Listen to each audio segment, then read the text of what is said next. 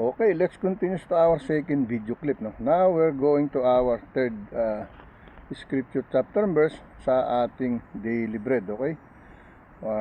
Sandali, no? Sa ating daily bread, no? Sa ating Romans pala ang ating sunod. Okay? Romans, okay? Romans chapter 8 verse 18. Okay? Romans chapter 8 verse 18. Verse 18. Romans chapter 8 verse 18 to 22. Okay, here is the message, no? 18 to 22, right? Here is the message sa ating Romans chapter 8 verse 18 to 22.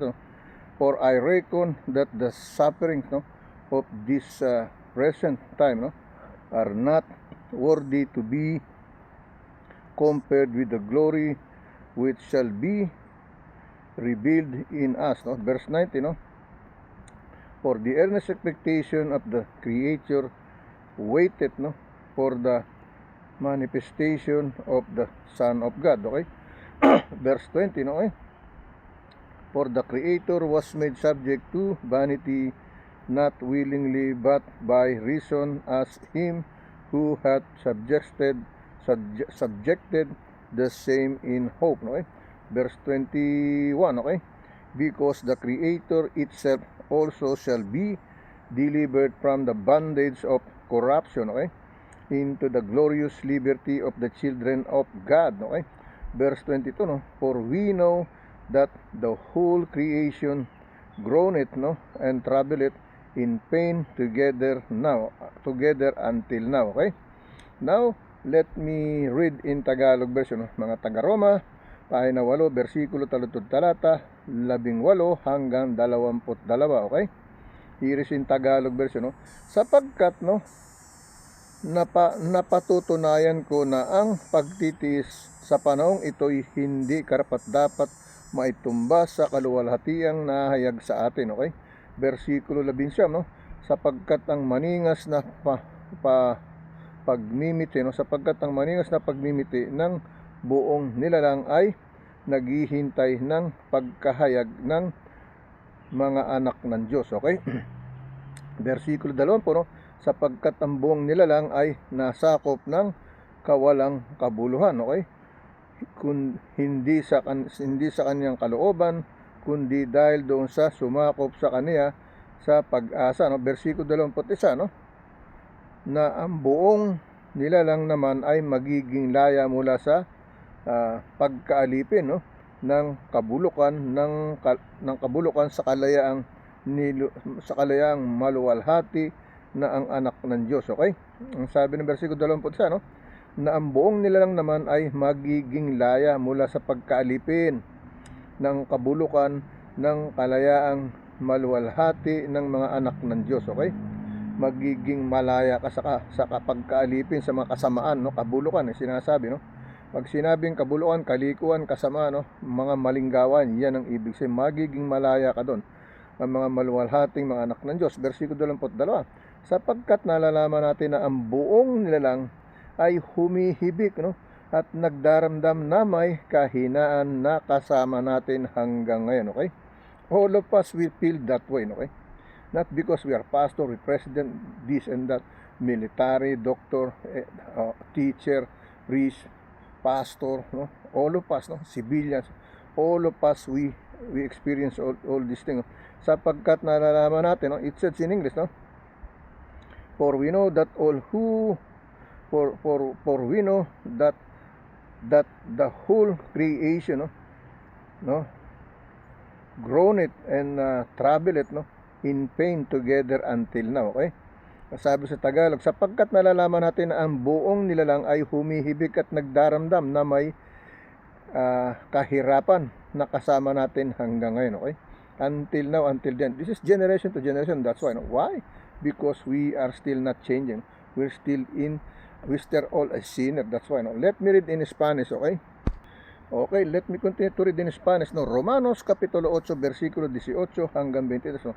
Pues tengo por cierto que las afecciones del tiempo presente no son, ¿no?, comparables con la gloria, ¿no?, venidera que en nosotros ha de manifestarse, ¿no? Versículo 19, porque el angelo ardiente de la creación es el agadar la manifestación de los hijos de Dios, ¿ok?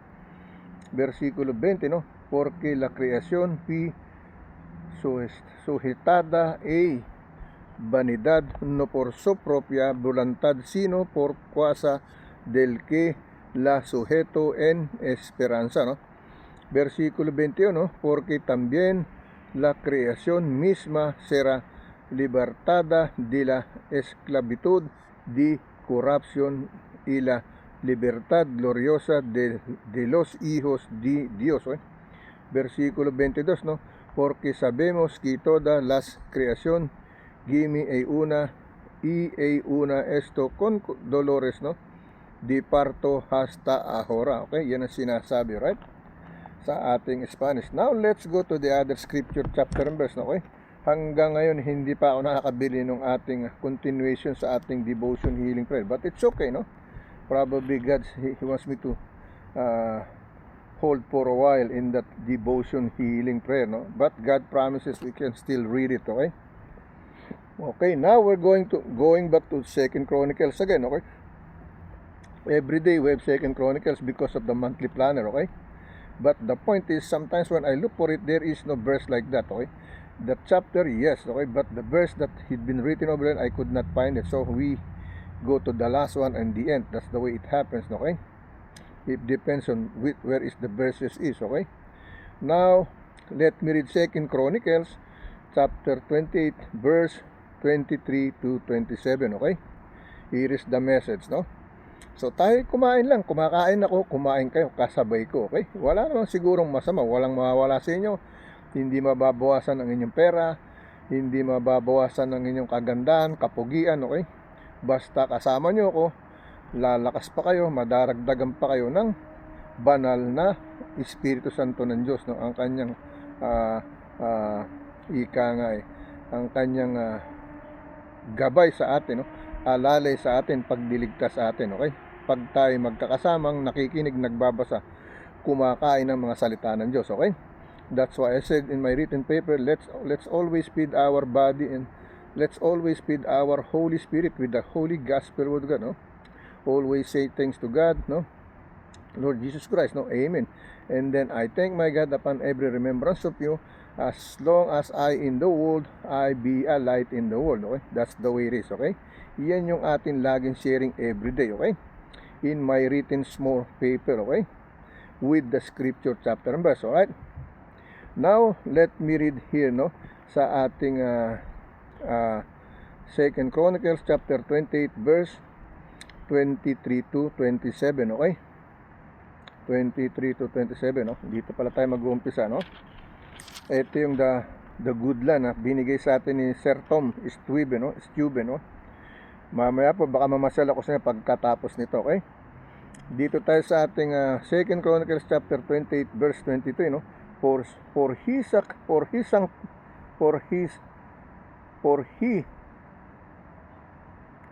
sacrifice unto gods, no?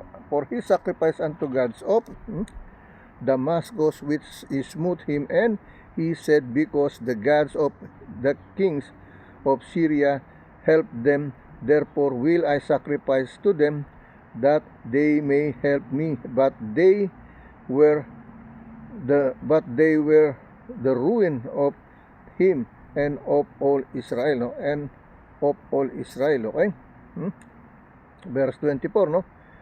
And Hazaz gathered together the vessels of the house of God, and cut in places in vessel of the house of God, and shut up in the doors of the house of the Lord, no? And he made him altars in every in every corner of the Jerusalem. Verse 25, no?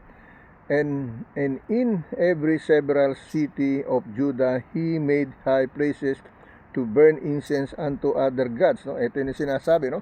Naglikha ang tao, hindi ang Diyos, okay? Taong naglikha ng Diyos. Ang tao naglikha ng Diyos-Diyosan, hindi ang Panginoon Diyos, no? Verse 25, in every several city of Judah he made high places to burn incense, no? unto other gods and provoke to anger the Lord God of his father. Okay? Yan ang sinasabi, no? Versikulo 20, verse 26, no? Now the rest of his acts and of all his ways, no? No? First and last, behold, they are written in the book of the kings of Judah and Israel. No?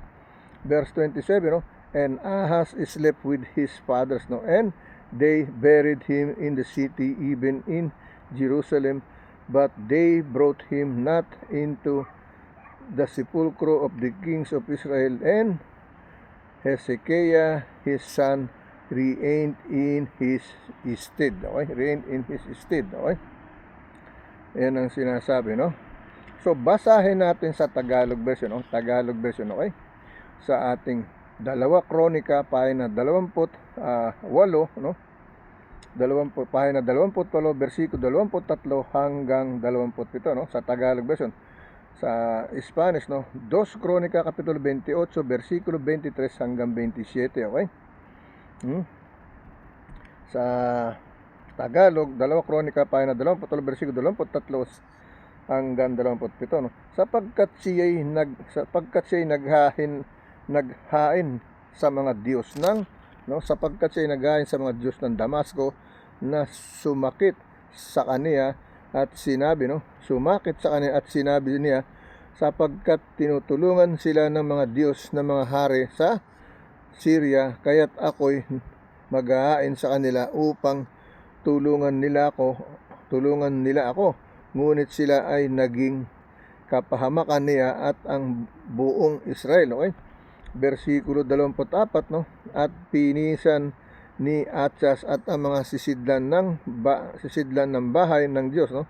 At pinagputol-putol ang mga sisidlan ng bahay ng Diyos at isinara ang mga pinto ng bahay ng Panginoon, at siya'y gumawa sa kaniya ng mga dambana sa bawat sulok ng Jerusalem. Okay? Versikulo 25, no? At sa bawat iba't ibang bayan ng Juda ay gumawa siya ng mga mataas na dako, no? Upang pasunungan ng kamangyan sa mga ibang Diyos, at minumungkahi sa galit ang Panginoon, ang Diyos ng kaniyang mga magulang. Okay? Versikulo 26, no? Ang ibang ang kanyang mga gawa at ang lahat niyang mga lakad na una ay hindi narito, no? Nangasusulat sa aklat ng mga hari sa Juda at Israel, no? Susulat, no? Written, okay? Versikulo 27, no? At si Akhaz ay natulog na kasama ng kaniyang mga magulang, at inilibing nila siya sa bayan sa Jerusalem, sapagkat hindi nila dinala siya sa mga libingan ng mga hari at sa Israel. At si Sinyas na kaniyang anak ay naghari sa kahalili niya. Okay? So hindi nila dinala sa libingan ng mga hari, no? Kasi ayaw niyang isama, parang gano'n. Okay? Now, let's go to the other scripture chapter and verse, no? Dito tayo sa ating Psalm, no? Psalm chapter 56, verse 4 to 8, no? 56, verse 4 to 8, okay? In God I will praise, no? His words, no? Binanggit na naman doon sa Chronicles, no? Diyos-Diyosan na naman. So, kaya ako natutuwa kasi natawag ako ni Lord, no? Hindi na sinabi sa akin, Lord, ito, June, yung sinasamba mo, hindi yan tama, kundi hinila na lang niya ako, no? Dinala niya ako dito kasi baka hindi pa ako makinig pag sinabing gano'n.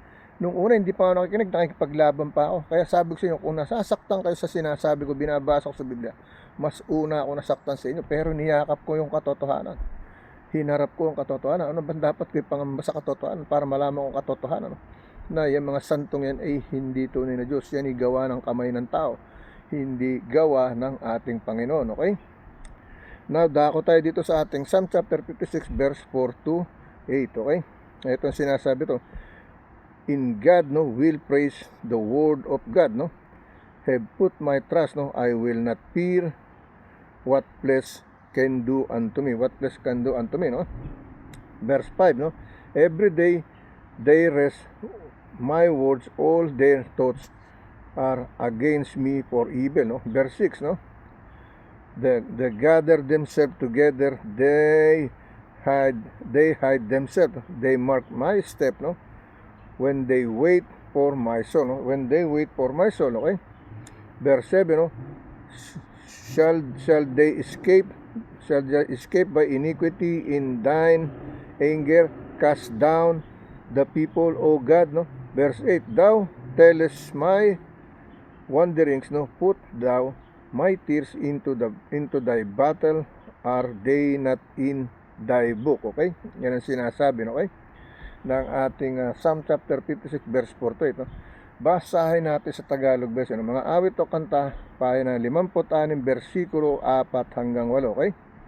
Ito ang sinasabi rito, no? Okay? Sa Diyos ay pupuri ako ng kaniyang salita, no? Sa Diyos ay inilaga ko ang aking tiwala. Hindi ako matatakot anong magagawa ng laman sa atin, no? Anong magagawa ng laman sa atin, okay? Okay. Sa Spanish, no, Canción o Salmo kapitulo 56 versikulo 4 hanggang 8, okay? Here is in versikulo 5 sa Tagalog. Buong araw ay binabaliktad nila ang aking mga salita. Lahat ng kanilang mga pag-iisip ay laban sa akin, no? Sa ikasasama, okay? Kumbaga sinisiraan, no? Yung mabubuting sinasabi niya, minamali ng mga tao, okay? Ganyan ang nangyayari, no? Okay? Ganyan ang nangyayari sa ating politika sa Pilipinas ngayon, okay? Binabaliktad yung mali, pilit nilang itinatama, at yung tama ay binabali nila, okay? Versikulo 6, no? Sila'y nagpipisan, sila'y nagsisipakubli, no? Kanilang tinatandaan ang aking mga hakbang, gaya ng kanilang pag-abang sa aking kaluluwa, no? Versikulo 7, tatakas ba sila sa pamamagitan ng masama, sa galit ay ilugmok mo ang mga bayan, o Diyos, okay? Versikulo 8, no? Iyong isinaysay ang aking mga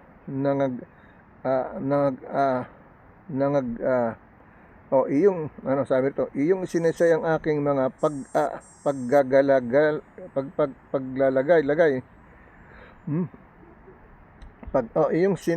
iyong sinaysay ang aking mga paggalagala, no? Ilalagay mo ang aking mga luha sa iyong botelya. Wala ba sa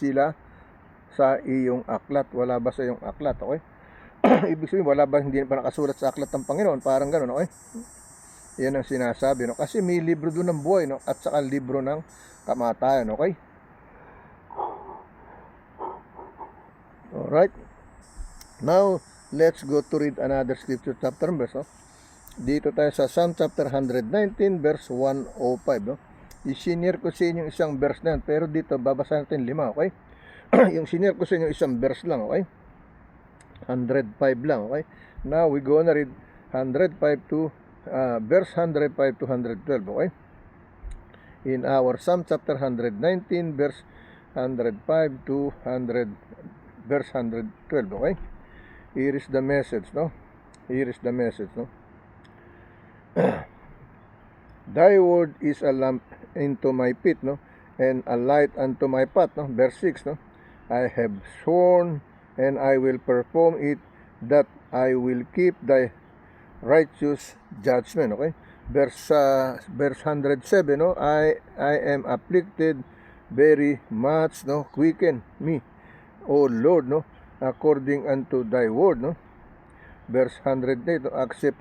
Accept, I beseech thee, the freewill offerings of my mouth, no? O Lord, teach me thy judgment, okay? Verse 109, no? My soul is continually in my hand, no? Yet do I not forget thy law, yet do not I forget thy law. Yan ang sinasabi, no? Verse 110, no?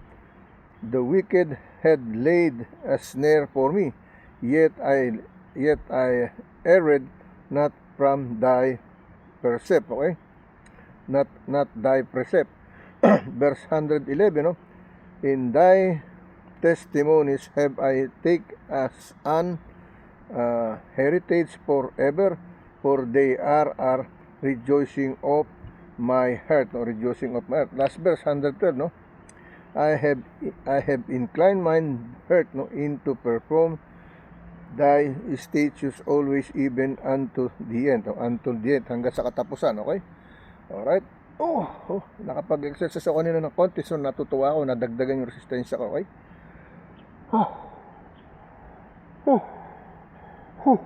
Excuse me, no? Okay, let me read in Tagalog version, okay? Dito tayo sa Tagalog version. Mga awit o kanta pa na 111, versikulo 105 hanggang 112, no? In Spanish, no, Canción and Salmo Kapitulo 119, versikulo 105 hanggang 112, okay? Sa Spanish, okay? Canción at saka Salmo, okay?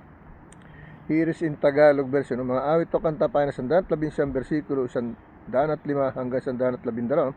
Ang salita mo'y iiwan sa aking mga paa, at ang salita mo'y ilawan, no? Ang salita mo'y ilawan sa aking mga paa, at liwanag sa aking landas, no? Sinilalakaran, okay? Versikulo 106, ako'y sumumpa at pinagtibay ko na aking tutuparin, no? Aking tutuparin ang mga matuwid mong kahatulan, no? Tutuparin mga matuwid mong kahatulan. Versikulo 107, ako'y magdadalamhating mainam, buhayin mo ako, O Panginoon, ayon sa iyong salita, no? Versikulo 108, no? Tanggapin mo, isinasamo ko sa iyo ang mga, no, ang mga kusang handog ng aking bibig, no, O Panginoon, at ituro mo sa akin ang mga kabanalan mo, okay? Versikulo, ituro sa akin ang kabanalan mo, okay? Versikulo 109, no? Ang kaluluwa ko'y laging nasa aking kamay, gayon may hindi ko kinakalimutan ang kautusan mo, no? Versikulo 110, no? Ipaglagay ako ng silo ng masama, ngayon may hindi ako lumihis, no? Lumihis sa inyong mga tuntunin, okay? Versikulo 111, no? Ang mga patotoo mo inari kong pinakamana, no?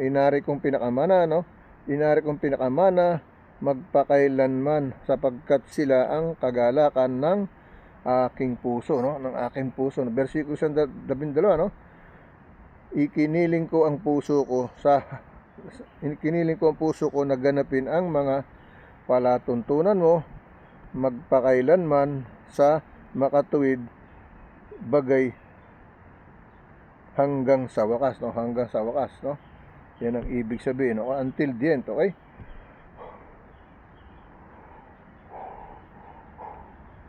Alright. Now, let me continue to read sa ating Proverbs, no? Proverbs chapter 11, verse 27 to 31, no? Proverbs chapter 11, verse 27 to 21, okay? 27 to 31, okay? Here is the message, no? He that diligently seeketh good, no, persecute labor, for he that seeketh mischief, it shall come unto him, okay? Verse 28, no? He that trusted in the riches shall fail, no? But the righteous shall flourish, no? Just flourish as branch, no? As branch, okay? Bahagi, okay? Kumbaga sa branch ng mga lugar-lugar. Verse 29, no? He that troubleth his own house shall inherit, no, the wind, and the fool shall be servant of the wise of heart, no, no? Verse 30, no?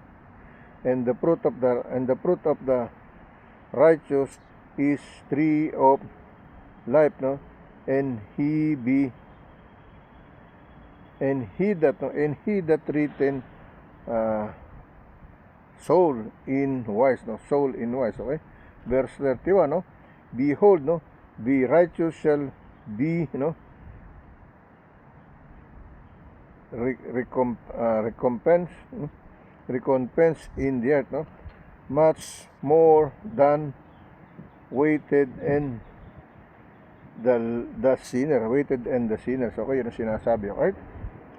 Now, let me read in Tagalog version, no? Mga Tagalog version, okay? Sa ating sa ating Proverbs, no? Proverbs chapter 11, no? Proverbs chapter 11, no? Verse 27 to 31, okay? 27 to 31, no?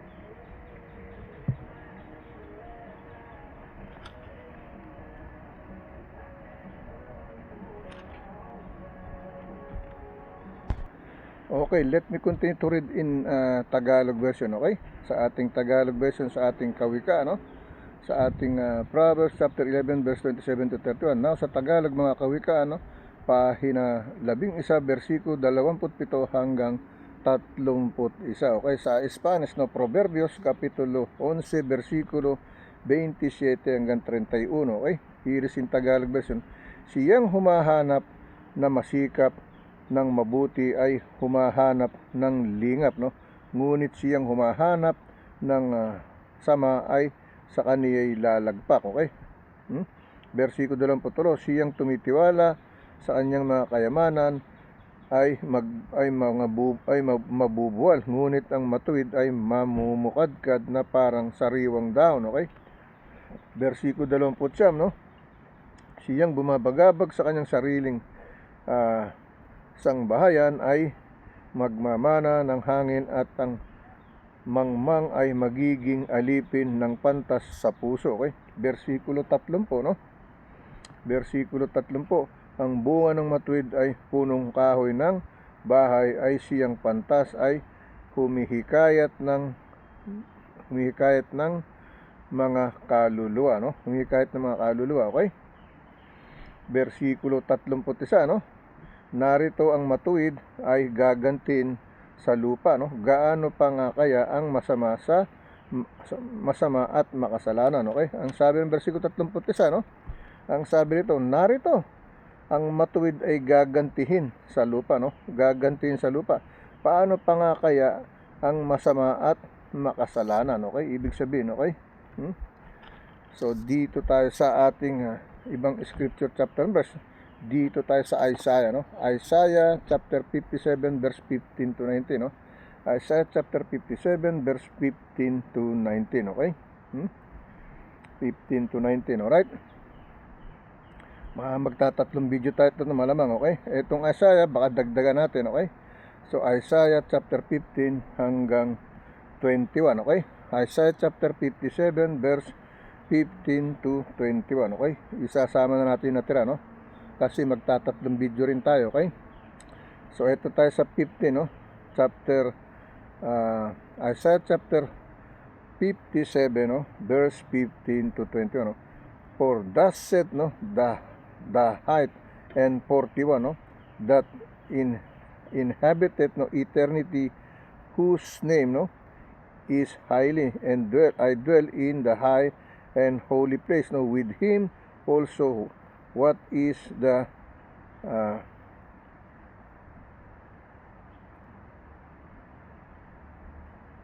for thou shalt the high, no, and 41, no, that inhabitant eternity, whose name is holy, I dwell in the high of the holy place, no.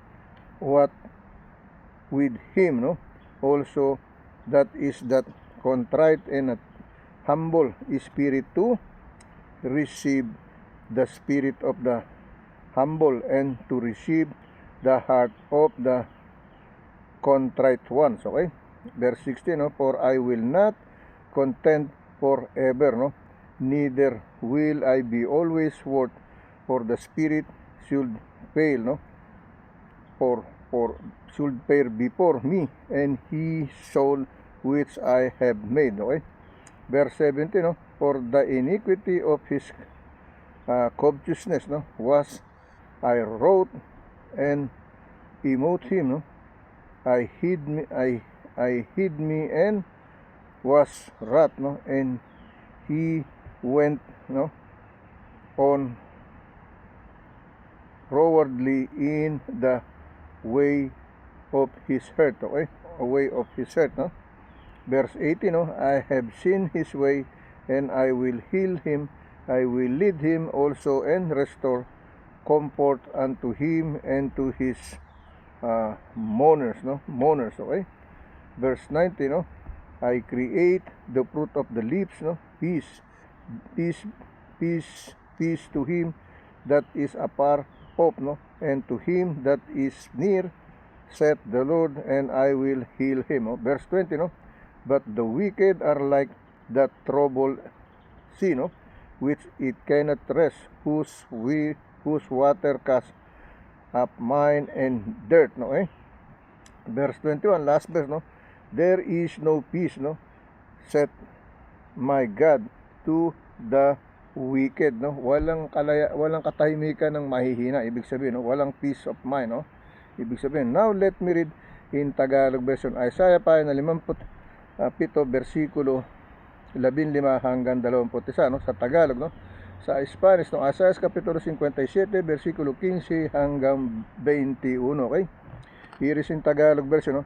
Sapagkat ganitong sinabi ng mataas na matayog, sapagkat ganitong sinabi ng mataas at matayog na tumataan sa walang hanggan na ang pangalan ay banal, no? Ako'y tumataan sa mataas na banal na dako, nakasama rin niya ang pagsisisi, pagkukumbabang loob upang bumuhay ng loob ng nagpapakumbaba at upang bumuhay ng puso ng nagsisisi, no? Versikulo 16, sapagkat hindi ako makikipagtalo magpakailanman o mapuput man ako laging, sapagkat ang diwa ay manglulupaypay sa harap ko at ang mga kaluluwa ng aking ginawa, no?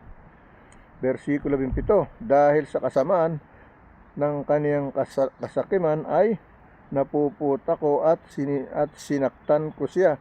Aking ikinubli ang aking muka at ako'y napuot, no?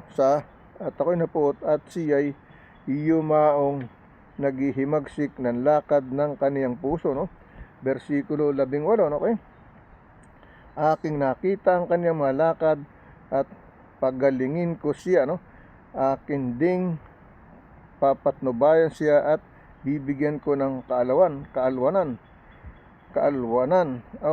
no? Bibigyan ko ng mga kaaliwan siya at ang kaniyang nagnanangis, no? Versikulo 20, no?